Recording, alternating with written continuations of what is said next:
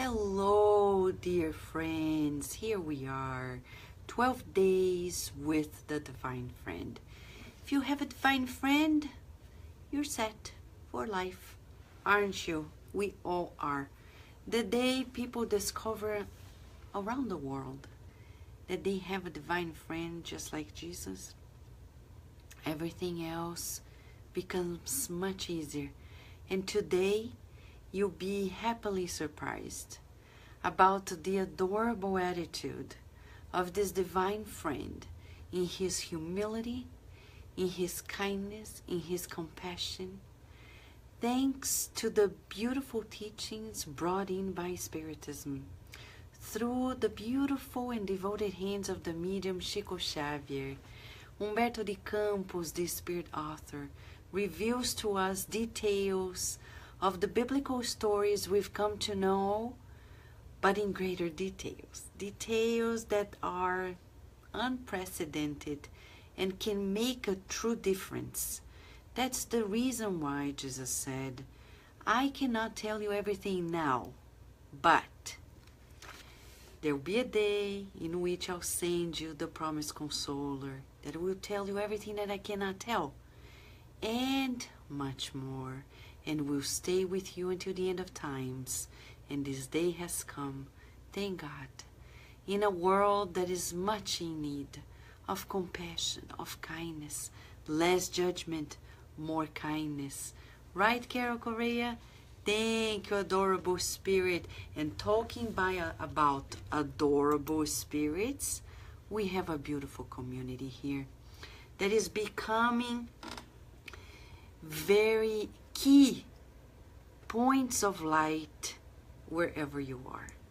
Each and every one here is becoming a beacon of light, spreading the good news in these different continents and working day in, day out to make sure that there's less darkness in the world, more light, more love, more kindness, more trust in the divine inside of us.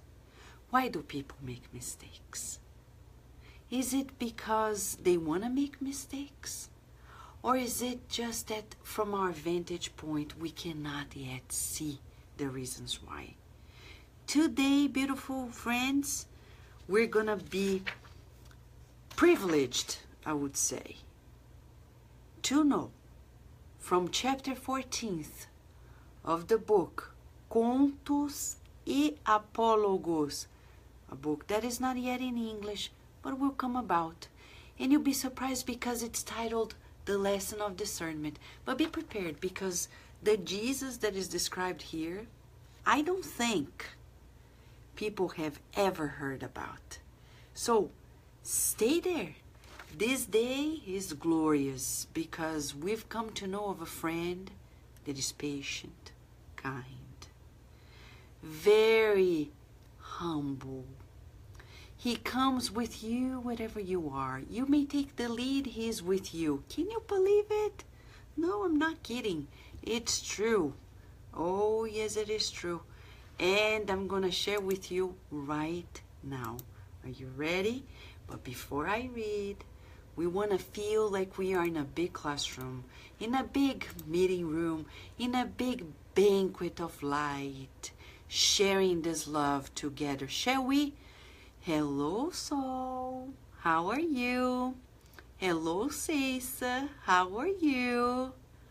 Hello, Sunshine. How are you? Carol Correa is here too. Lea Severo. Thank you for being here too. Katia. Rosaline Rosa. How are you? What a beautiful, loving community we have. Just these emoticons and the pictures you put in there makes everybody feel joyful, kind, more open-hearted. We need, when you go to yoga classes, you learn like energetically to open the heart chakra, right? But in these encounters here, we're doing yoga of the soul, opening our heart chakra. Don't be afraid of loving. Don't be afraid of trusting, because There is the divine inside of each one of us. Right, Andrea Torres? Thank you, Andrea. Patrícia, how are you, Patrícia? And Tiago, Erika, and Danny, how are you? Júlio, what a joy, my friend. Never forget when we met in 2009 in Belgium. You, Francisca Kranz, and I, and from there on, we have been growing together, right? For each one of us, we have a story. So, just growing as the year goes by, thanks to the divine friend.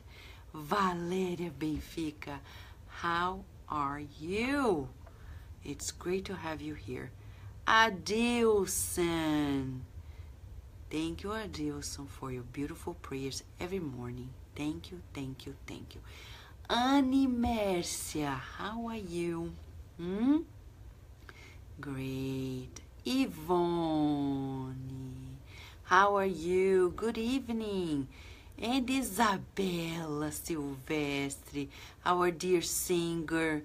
Now we're more inspired. Isabella is in. Let us sing. Right, Júlio. Together forever, for sure. With Jesus, we will never be apart any longer. Once we found the Master, He is gonna maintain us in the flock. Right? When we're escaping away, everybody says, come back. Right? Yes, friend. Angelita, how are you? Ready?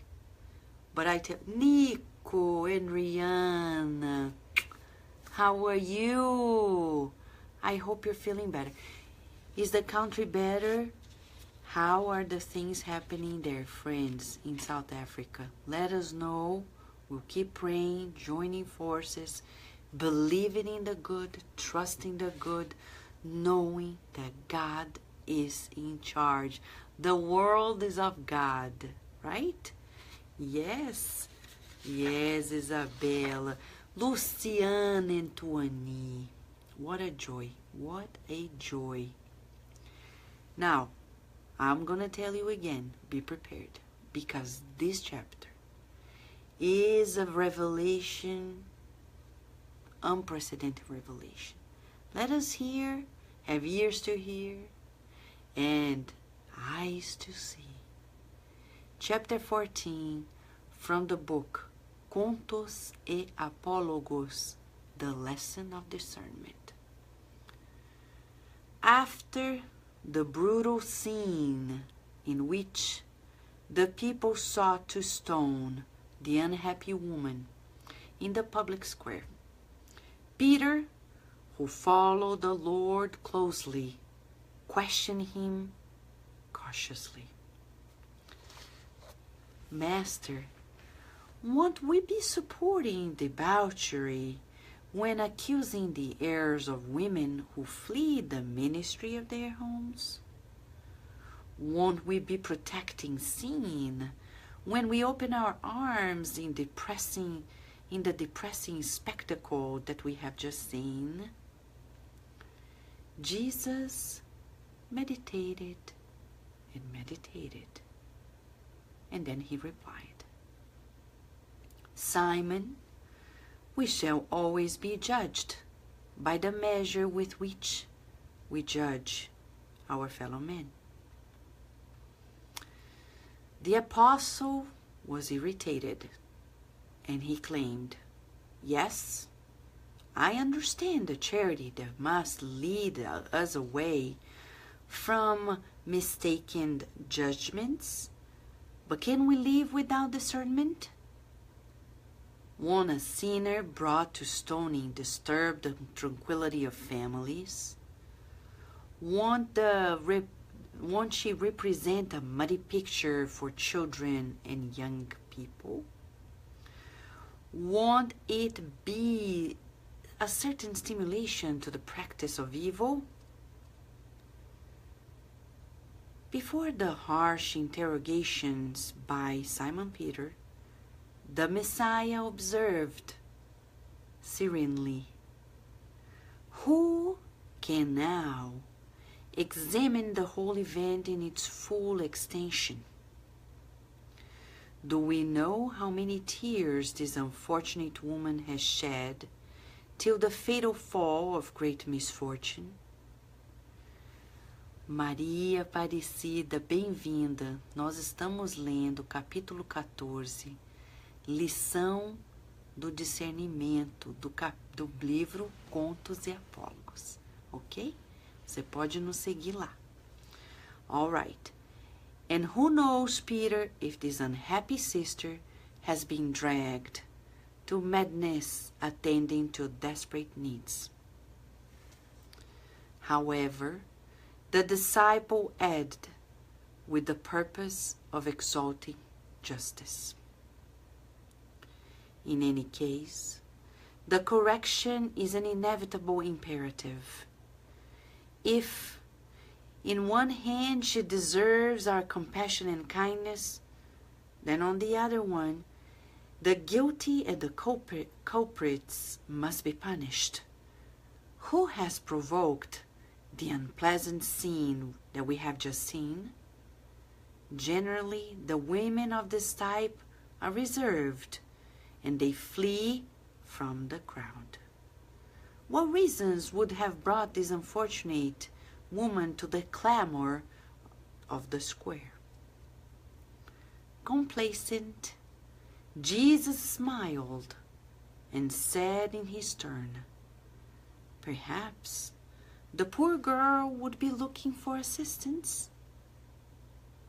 The fishermen of Capernaum, stressed, annoyed. The responsible person should atone for such a crime.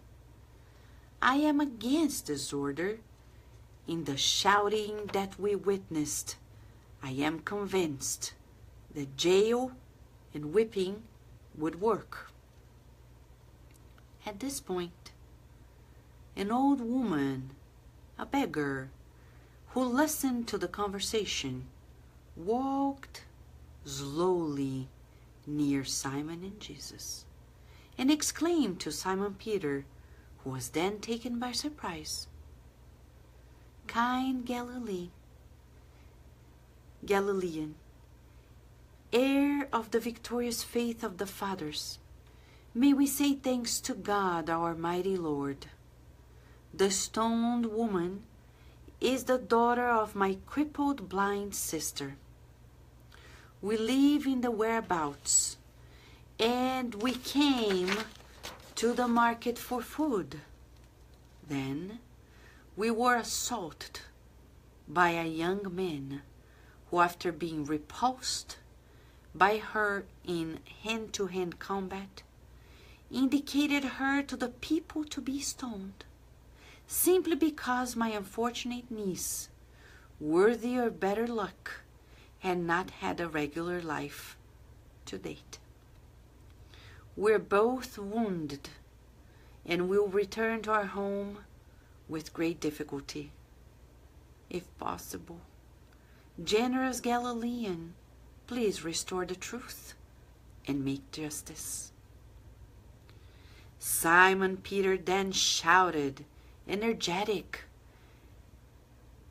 "And where is the wretch?" The master followed Peter kindly.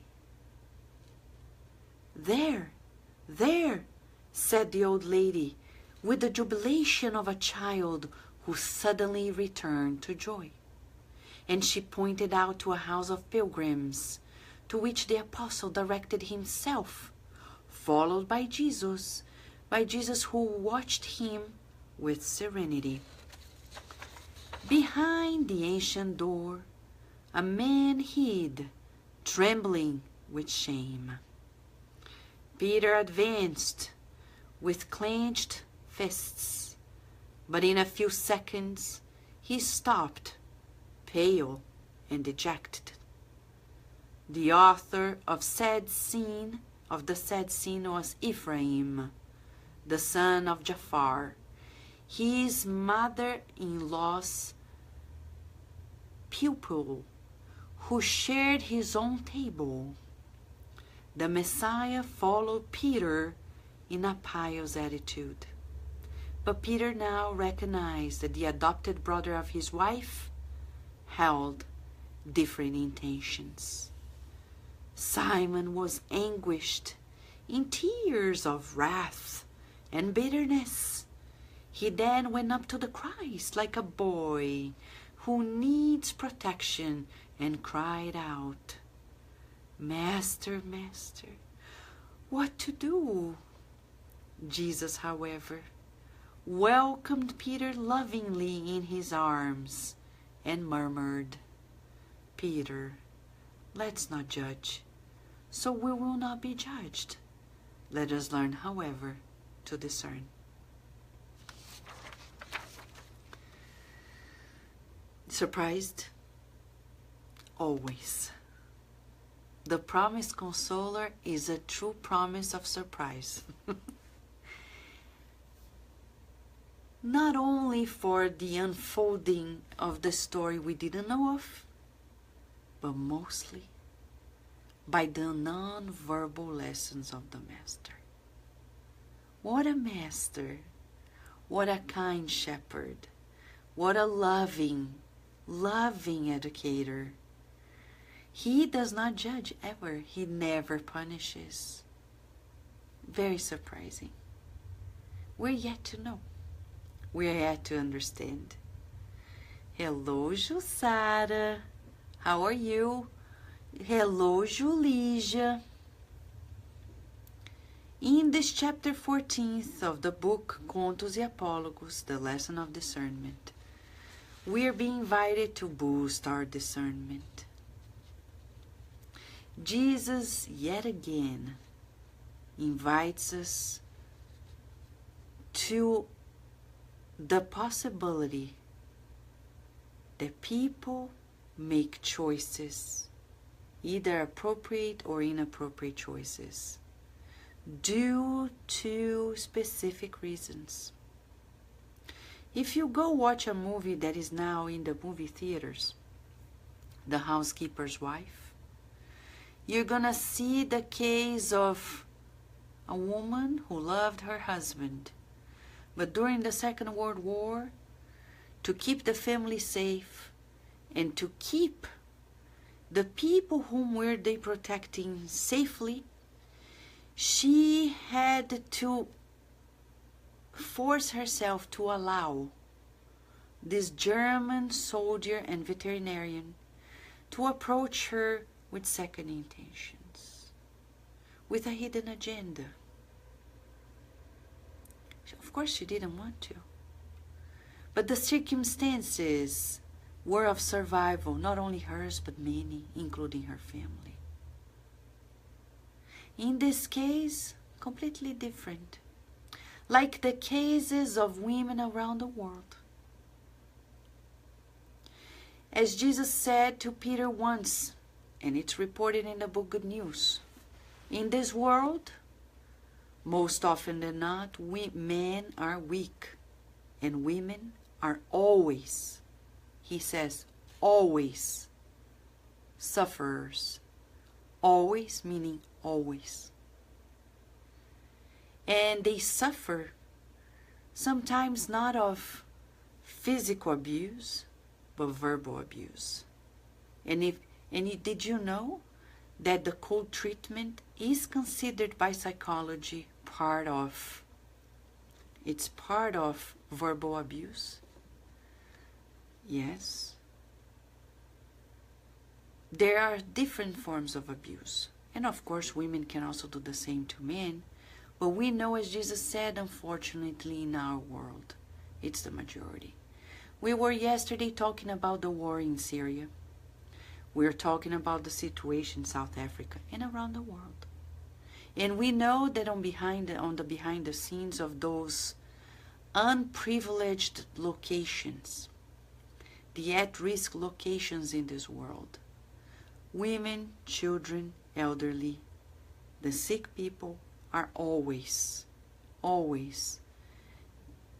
incurring in the major risks of this life. They are the ones who end up being mostly subjected to the atrocities of wars, of poverty, of all types of social economic issues. So in this case, these women were of a lower socioeconomic class, of one that was being oppressed by the Roman Empire as well. And because they were women and they were not married, they were in disadvantage. And if they tried to defend themselves, they were at risk of being slandered. Has it ever happened to you? It's not uncommon. Even in the greatest societies, we find the same things. Yes? Sometimes, Terezinha Sardano.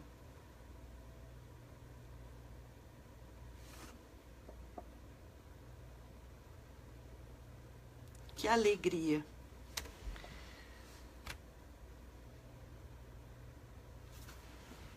Que alegria. Terezinha. Terezinha Sardano and Miguel de Jesus Sardano are the closest friends of Divaldo Franco, and they are also true disciples of Spiritism. They do a beautiful work, right, Jussara? Beautiful work in Santo André, in the state of São Paulo. A work that is commendable. They never retired. They kept working. Thank you, Terezinha, for your love. Thank you for your presence and for your role model. Yes, you and Miguel Sardano. Now, friends, think about this. How often, when you also search for less abuse in your life, you're also slandered. Persecuted. Like this man, he was not accepted by her, so he persecuted her. Remember the drama triangle? Yes, I'm gonna share with you. Yes, Valeria, you know her, right? Terezinha Sardano is the great woman of Spiritism there. Yes, you're right, Valeria, you were right. But this is the drama triangle that we cannot forget. Hopefully, we're gonna get out of this drama. It's a triangle that is actually upside down. I'm drawing for you. Cartman, a great psychologist, observed that we, in our lives, we usually tend to feel like we need to save somebody or the world. Unfortunately, this is an illusion because no one saves anybody but themselves. But as the Savior, we tend to feel the ingratitude of people because we do things and they don't observe it. They take us for granted, and once people take us for granted, we feel this, that in the hidden agenda of ours, which is actually to be approved and to be accepted and to be loved, we feel like victims, and from saviors we become victims. From saviors we feel the ingratitude of people, and by people being ungrateful, taking us for granted, we feel victims. You see, I'm always doing this, I'm always doing that, helping this, help the other, and we don't go anywhere. Boom. Well, the feeling of a victim generates the feeling of anger. I'm no longer gonna do this. I'm gonna go away change, tarari, tarara, and then we become the persecutors. The persecutor, usually the persecutor is the person who either passively avoids the person, pushes away from the social circle, or actually goes there and slanders to other people, create and slandering, we're persecuting. Some people, they go there and actually create trouble for the person physically, killing the person, for example. Or in other cases, we're gonna see people actually eliminating the other ones, physically, killing, murdering. In any event, my friends, it's important for all of us to know where we are, to know how often we're getting into this drama triangle. Look at Peter. Peter is this man who is learning to be emotionally wise. He allows the bubbling of emotions to come up. He judges. He tries to be a Puritan, pushes away by appearances, and makes himself look great as well in his social circle, and always very authentic in his rough emotions. Jesus, on the other hand, doesn't play the savior, does he? No. He knew the story of the woman, but when Peter asked, he's educating kindly, serenely. Look at the humility of the master. He doesn't come and say, Peter, I know the story of the woman. Let me tell you, sit here. This woman, because I can see, I'm a prophet, she has done this, that, and the other. So he allows, you see, when the first question asked, he meditated and meditated. Do you think Jesus was meditating because he didn't know what to answer? Of course he did. But he was giving Peter time also to hear the teachings.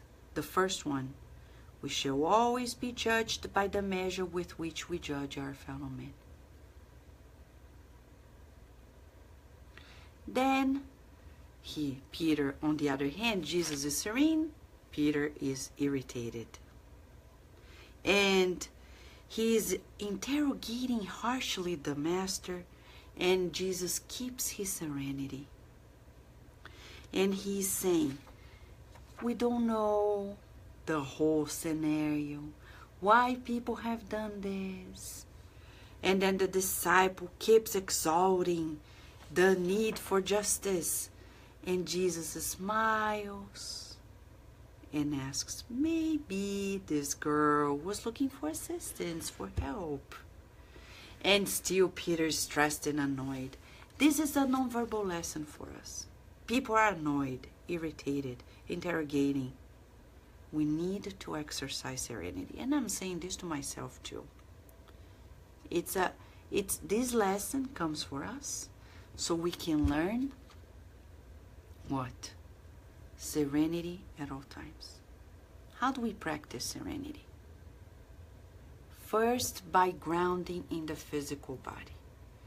Thank God we have this physical body. Breathing in and out. Let's say people are in front of you, irritated and annoyed and and you look at the person, breathe in and out. Listen to your breath while the person is speaking.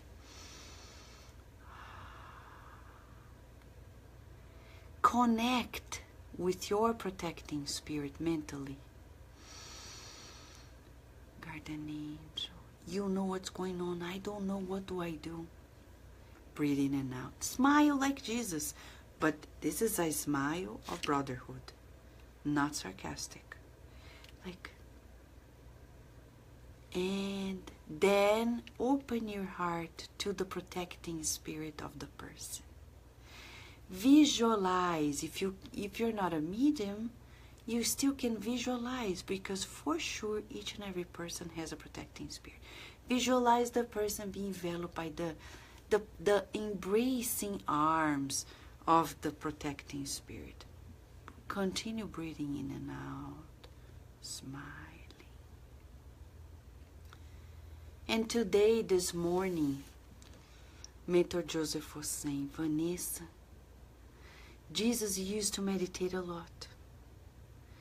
We need to practice more external silence to boost the inner silence.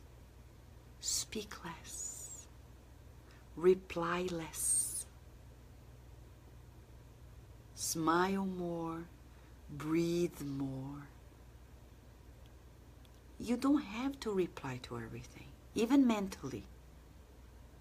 People are asking questions. Let it be, let it be, let it be, let it be. Right? Let them speak, because sometimes they need it. They need to put it out. And sometimes we're like, I need to say something to calm them down. You're not the savior. Remember, the drama triangle. Don't go there. No, don't be the savior. No savior. Do like Jesus did. Breathe. Meditate. Smile. These are mechanisms to boost serenity. We're not the saviors. Right, Liz Delia? Big kiss to you and to the children. So happy for you. Striving. Right? Raquel, beautiful Raquel. Welcome, welcome. Patrícia, Rita de Cássia, welcome. Fátima, beautiful Fátima. Rudy, my friend, thank you for being here with us.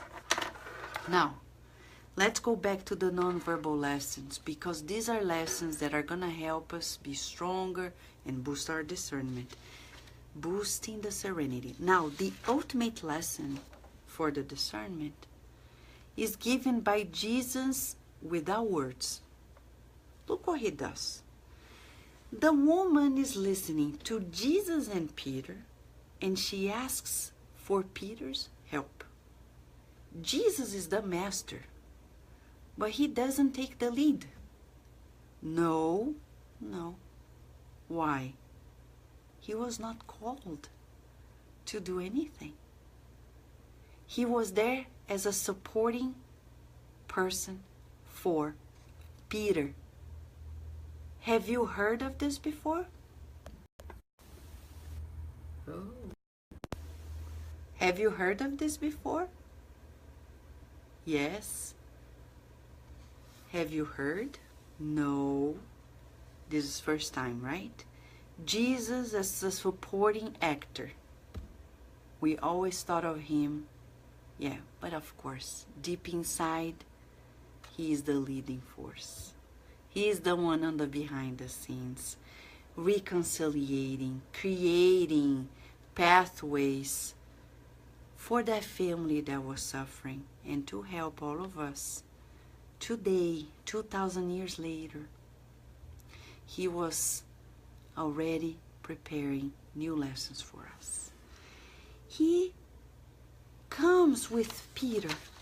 And how does he come? Kindly. He follows Peter.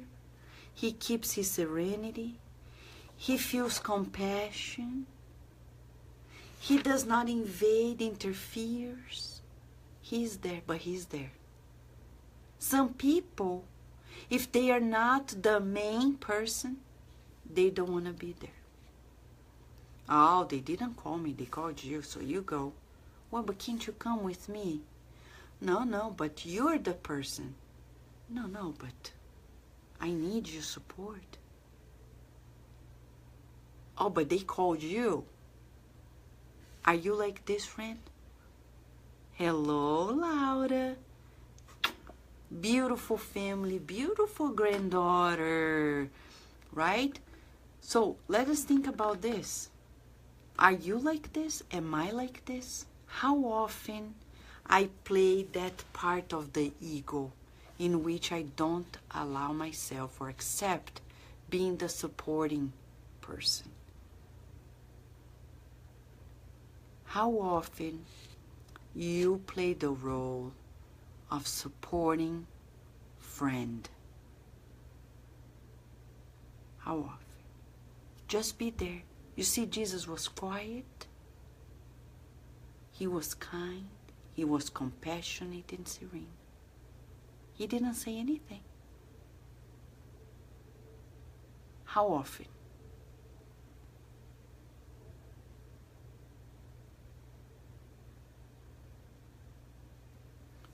Never. Sometimes, rarely, sometimes,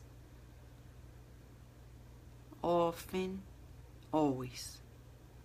How often do you play the role of supporting friend, of a family member, of a colleague at work, of a boss?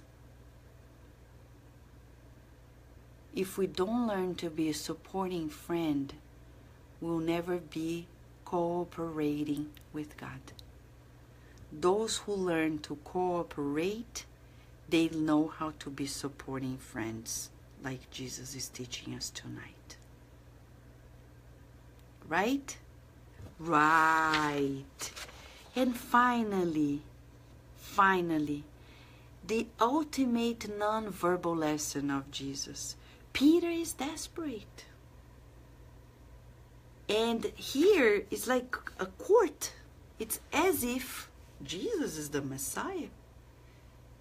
People brought the woman to him for him to give like a judge, like the final word. Again, in this scenario, Peter comes again and says, Master, what do I do now? And Jesus again does not judge. He does not sentence anyone. So I'm going to ask a question because Mentor Joseph is asking us this question. Valid. How often we sentence people? Like Peter, he was constantly sentencing people according to his judgment. But his discernment was very immature. Jesus is inviting us to learn to discern tonight. If we're still sentencing people, we haven't discerned yet. And Spiritism, thank God, is the light of discernment. So, what does Jesus do in face of this dramatic scenario? He embraces Peter with love and kindly said, Peter, let us not judge, so we'll not be judged. Let us learn to discern. Besides the words, let us visualize. Peter is angry and disappointed, frustrated. He has all these emotions. And what does Jesus do? He doesn't do the homework for Peter, but he supports Peter. How? With true expression of affection. Love. And love is not invisible. It is so visible that you can hug people, they can feel love. You can kiss them, they feel love. You smile to them, they feel the love. You look lovingly at them, they feel the love. You have a particular tone of voice, they feel the love. But love needs to be expressed. Are we expressing it? Are you surprised? Jesus embraces Peter in this dramatic moment and just invites him to boost his discernment. so He doesn't judge again.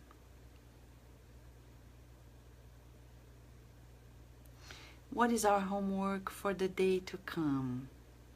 To observe first how often we are more quiet, more supportive, less interfering, but creating harmony by being supportive, and at the same time sentencing people less, boosting our discernment, knowing that people, as Jesus said to Peter at another moment, most often than not, people are more fragile than evil.